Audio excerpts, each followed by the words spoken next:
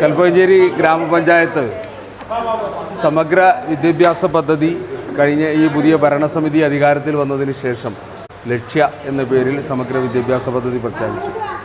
ആ വിദ്യാഭ്യാസ പദ്ധതിയുടെ ഭാഗമായിട്ടാണ് ഇന്ന് കൽപ്പകഞ്ചേരി പഞ്ചായത്തിലെ വിദ്യാഭ്യാസ മേഖലയിൽ മുന്നേറ്റം നടത്തിയ നമ്മുടെ മുഴുവൻ പ്രതിഭകളെയും ആദരിക്കുന്ന ഒരു ചടങ്ങ് മെറിറ്റ് ഡേ കൽപ്പകഞ്ചേരി എന്ന പേരിൽ ഇന്നിവിടെ സംഘടിപ്പിക്കപ്പെടുകയുണ്ട്.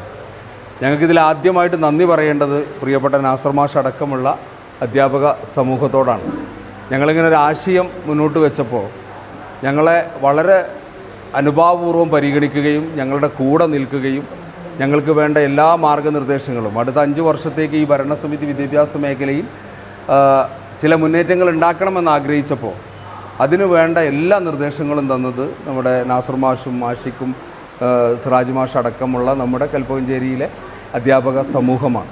അതോടൊപ്പം തന്നെ ഈ വിദ്യാഭ്യാസ മേഖലയിൽ എന്തൊരു പരിപാടി നടത്തുകയാണെങ്കിലും അതിന് കൃത്യമായ പിന്തുണ നൽകിയത് നമ്മുടെ നെസ്റ്റ് ഗ്രോയുടെ CEO കൂടിയായിട്ടുള്ള നമ്മുടെ മുബഷിർ അടക്കമുള്ള ടീമാണ്.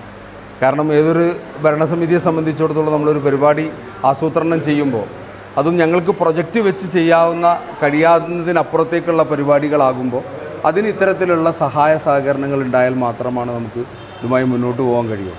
അപ്പോൾ ഞങ്ങളെ സംബന്ധിച്ചിടത്തോളം ലക്ഷ്യ എന്നുള്ളത് നമ്മൾ കൃത്യമായി വിഭാവനം ചെയ്തൊരു പദ്ധതിയാണ്. ആ പദ്ധതിയുടെ ഭാഗമായിട്ടുള്ള ആ 2ാമത്തെ പ്രോഗ്രാമാണ് ഇപ്പോൾ നടക്കുന്നത്.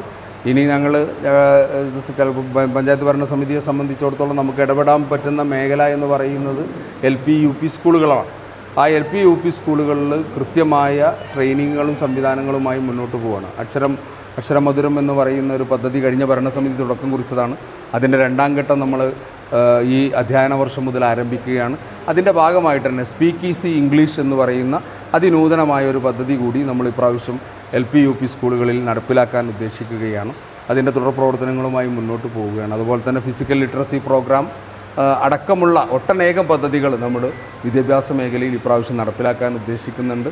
അതോടൊപ്പം തന്നെയാണ് ഇന്ന് ഞാൻ ഈ പരിപാടിയുടെ അധ്യക്ഷ പ്രസംഗത്തിൽ MLAയോട് സൂചിപ്പിച്ച ഏറ്റവും പ്രധാനമായ ഒരു സംഗതി, ന്യൂനപക്ഷ ഡിപ്പാർട്ട്മെൻറ്റ്, കേരളത്തിലെ പിന്നോക്ക ഡെവലപ്മെൻറ്റ് ഡിപ്പാർട്ട്മെൻറ്റ്, ന്യൂനപക്ഷ ഡെവലപ്മെൻറ്റ് ഡിപ്പാർട്ട്മെൻറ്റ്, മൈനോറിറ്റി ഡെവലപ്മെൻറ്റ് ഡിപ്പാർട്ട്മെൻറ്റിൻ്റെ കീഴിൽ കോച്ചിങ് സെൻറ്ററുകൾ അനുവദിക്കാറുണ്ട്. നമ്മുടെ ജില്ലയിൽ ഏറ്റവും കൂടുതൽ ന്യൂനപക്ഷങ്ങൾ അധിവസിക്കുന്ന നമ്മുടെ ജില്ലയിൽ ആകെ 2 കോച്ചിങ് സെൻറ്ററുകൾ മാത്രമാണുള്ളത്. ഈ കോച്ചിങ് സെൻറ്ററുകളുടെ ഭാഗമായി PSC അടക്കമുള്ള പ്രീ മെറിറ്ററിയൽ കൗൺസിലിംഗ് അടക്കമുള്ള സംവിധാനങ്ങളൊക്കെ ഇതിൻ്റെ ഭാഗമായിട്ട് ഫ്രീ ആയിട്ട് സൗജന്യമായി നടക്കുന്ന ഒരു സംവിധാനമാണ്. അപ്പോൾ ആ സംവിധാനത്തിൻ്റെ ഒരു കോച്ചിങ് സെൻറ്റർ കടുങ്ങാത്തുകുണ്ടിന് അനുവദിച്ചു തരണം എന്നുള്ളത് ഞങ്ങൾ വിദ്യാഭ്യാസ മന്ത്രിയെ കണ്ട് അറിയിച്ചിട്ടുണ്ട്.